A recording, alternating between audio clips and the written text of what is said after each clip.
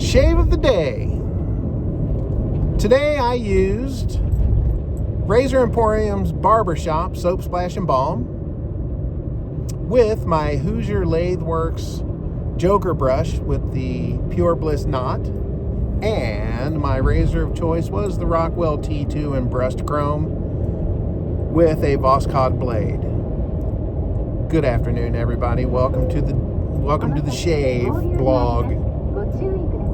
Usually I do this in the morning, about 5 hours ago when I was going to work, but and actually the video I record this morning is actually already uploaded to YouTube, and it's going to go live tonight. But I'm redoing it because I had a little thing happen at school today I kind of wanted to talk about. I thought it'd be more interesting. Okay, so Razor Emporium soaps. I only have 2. I take that back. I've got samples of some of their other soaps that I don't think I've ever used. But I've got 2 tubs. I have Barbershop and Citrus. Now the Barbershop was a gift from Tobin Fetters. He gave me the soap, half a bottle of Splash, a half a bottle of balm, and a brand new bottle of balm. And the soap only had 1 scoop taken out of it. Man, listen to that wind. So thank you, Tobin. Thank you for that. It's a great scent. I really like it. I got to tell you guys, Razor Emporium soaps, Christ, Mom, crutch, man. You hit that thing with a little bit of water and start turning, and it just blows into lather. It's amazing. It's a great, great soap. Whatever Matt and the kids out there in Phoenix are doing, they're doing it right. The scent's not real strong. I would like it to be a little stronger, but it is a very good scent. I love the scent. It's very nice. Just a personal preference. I'd like it to be a little stronger, but I get it. Anyway, Hoosier Lathe Works brush handle, awesome. He does great work. Check him out. And that Pure Bliss knot is probably my favorite of the synthetic knots. The Pure Bliss is really nice. And the Rockwell T2, what can I say? I can't say enough good things about Rockwell Razors. And you know, a lot of people say that I go on about Rockwell Razors because I do reviews for them. That's got nothing to do with it. I was a huge fanboy of Rockwell before they even talked to me. And that T2 has always been my dream razor from the beginning. Okay. Anyway, what I wanted to talk to you guys about today was I am a junior. Anybody else out there a junior? I was talking to a girl at my school today. She's a young girl, probably 20-something. She's from Australia. And I don't know how the conversation got turned around to it, but I was a junior. And she had no idea what I was talking about. I said, I'm a junior. My name's the same as my dad. She says, you and your dad have the same name? I said, yeah. She's like, it's weird. And I said, what are you talking about? I said, you don't do that in Australia? She said, no. I said, you don't have any juniors in Australia. And she says, no, we don't do that. So, of course, I thought she was crazy. Obviously, they got juniors. So, after she went to the other side of the room, I pulled up Google and searched it, and no, they don't. They don't have juniors in Australia. They don't put suffixes on names for legal reasons. Now, I didn't do a deep dive onto that to find out what those legal reasons were, but that's what it said, legal reasons. So then, I remember when my father died, I was wondering, do I have to keep the junior on my name after he dies? So if any of you guys are juniors and you've ever wondered this, socially, no, you don't really have to, but you wouldn't have had to when he was alive anyway. Legally, if it's on your birth certificate, that's your name. You can't just drop it because your father died. Now, you can change it. You can have it removed, but you would have to do it through legal channels, right? So it probably cost an arm and a leg, I would imagine. Nothing's cheap anymore. But why would you want to? I don't know. Junior's been my name for 35, for 58 years. So, yeah, I'm 35. Now, it's 35 years ago and my dad died. That's kind of numbers kind of been in my head.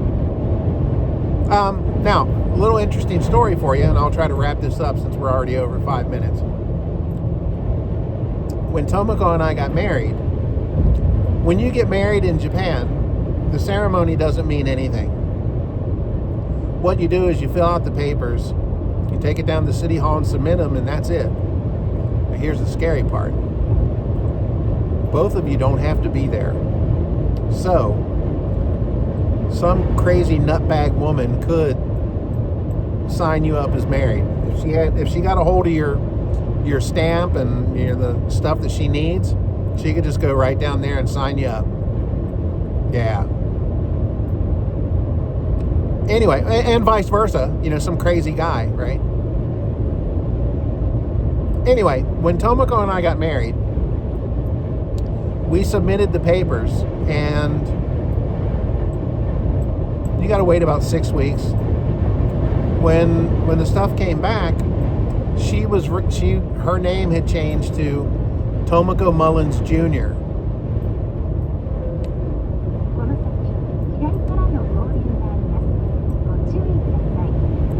And we were both like, no, she's not a junior. And like, how the hell did they make that mistake? Well, come to find out, something I didn't know all these years. In Japan, Japanese people only have first and last names. That part I knew. They typically don't have middle names.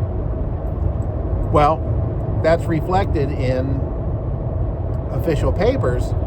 They've only got space for 2 names. So, instead of me being James Glenn Mullins Jr., well, I'm registered in Japan as James Glenn Mullins Jr. 2 words. 2 names. James Glenn Mullins Jr. So Tomoko got the Mullins Jr. So we call down there, explain to them, no, she can't be a junior, it's blah, blah, blah. You know what their answer was? Their answer was for us to come down, sign the papers for a divorce, then I go to court and get the junior officially removed from my name, and then we come back and get married again. I'm like, man, this place is like watching a monkey hump a football. Like, what kind of answer is that?